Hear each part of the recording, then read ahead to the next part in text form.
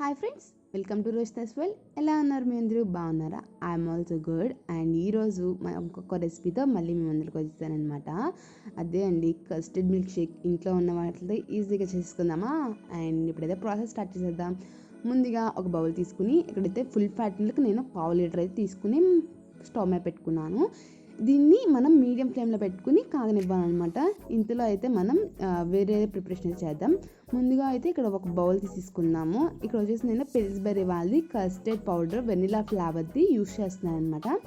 ఇది వచ్చేసి నేను ఒక 2 టేబుల్ స్పూన్స్ అయితే తీసుకున్నాను. మీరు క్వాంటిటీ బట్టి ఇంగ్రీడియంట్స్ అనేవి ఇంక్రీజ్ చేసుకోండి. అలాగే మనం ఏవైతే స్టవ్ మీద పాలు పెట్టామో దానిలో నుంచి ఒక 4 టేబుల్ స్పూన్స్ పాలు అయితే తీసుకున్నాము. దాన్ని ఇక్కడ నేను వేసుకుని మిక్స్ చేస్తున్నాను అనమాట. అది కూడా ఎటువంటి లంప్స్ లేకుండా అనమాట. సో ఇప్పుడు చూసారు కదా, ఇక్కడ ఫ్యాట్ మొత్తం పైకి వచ్చేసింది. ఇప్పుడు దాన్ని మిక్స్ చేసుకుంటూ కలపాలన్నమాట. నేను ఎందుకు ఫుల్ ఫ్యాట్ మిల్క్ తీసుకోవాలనుకున్నానంటే, దీంట్లో మనం మిల్క్ షేక్స్కి ఫుల్ ఫ్యాట్ మిల్కే తీసుకోవాలండి. ఎందుకంటే టెక్స్చర్ అనేది చాలా స్మూత్గా వస్తుంది అనమాట ఫుల్ ఫ్యాట్ మిల్క్ వల్ల.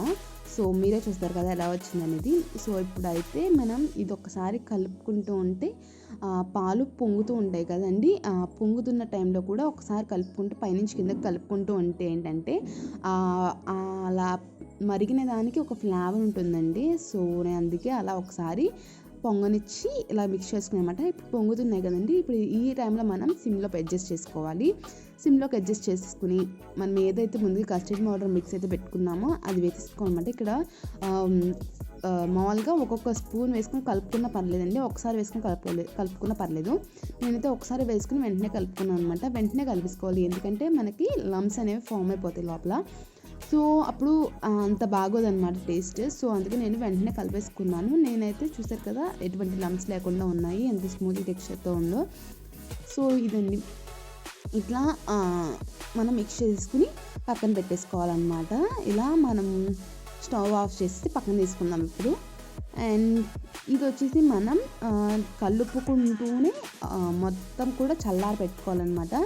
అండ్ మనకి ఇది చల్లారుతున్నప్పుడు దీని ఫ్యాట్ అంతా పైకి వచ్చేస్తూ పక్కన దాని చుట్టూరా అంటుకుంటూ ఉంటుంది. దాన్ని కూడా తీసుకుని కలుపుకుంటూ ఉండాలన్నమాట.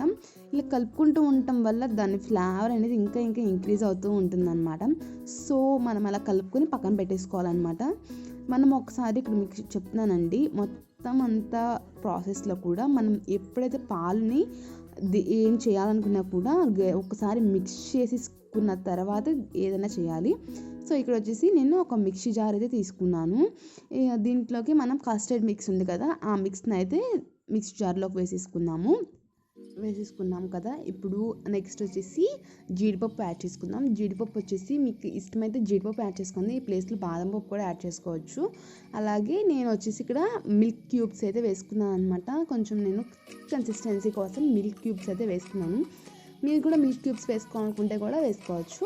అండ్ నెక్స్ట్ వచ్చేసి ఇక్కడ నేను కండెన్స్డ్ మిల్క్ అయితే వేసుకుంటున్నాను అనమాట. ఇక్కడ వచ్చేసి అమూల్ వాళ్ళది మిఠాయి మేట్ అనేది అన్ని యూస్ చేశాను కదా. అండ్ ఇది వచ్చేసి నేను ఇక్కడ 4 table spoons of condense milk అయితే వేసుకున్నాను. ఈ ప్లేస్లో మీరు షుగర్ కూడా యాడ్ చేసుకోవచ్చు. షుగర్ అయితే ఒక 2 to 3 టేబుల్ స్పూన్స్ అయితే సరిపోద్ది. కండెన్స్ మిల్క్ కూడా మీరు టేస్ట్ సరిపోలేదు అనుకుంటే ఇంకో 2 టేబుల్ స్పూన్స్ కూడా యాడ్ చేసుకోవచ్చు. అండ్ అది కూడా మీ ఆప్షనల్ అనమాట, మీరు ఏది యాడ్ చేసుకుంటే అది యాడ్ చేసుకోవచ్చు. అండ్ ఇప్పుడు వచ్చేసి వెనిలా ఎసెన్స్ అనమాట. ఇక్కడ వచ్చేసి నేను వెనిలా ఎసెన్స్ అయితే హోమ్ మేడ్ వెనిలా ఎసెన్స్ అయితే యూస్ చేశాను. ఒక 1 టేబుల్ స్పూన్ వెనిలా ఎసెన్స్ అయితే సరిపోతుంది. ఫ్లేవర్ చాలా బాగుంటుంది అనమాట. ఆల్రెడీ మనం తీసుకున్నది వెనిలా ఫ్లేవరే కాబట్టి వెనిలా ఎసెన్స్ 1 టేబుల్ స్పూన్ అయితే సరిపోతుంది. ఇప్పుడు వచ్చేసి దాన్ని మిక్స్ చేసుకుని పక్కన పెట్టేసుకోవాలన్నమాట.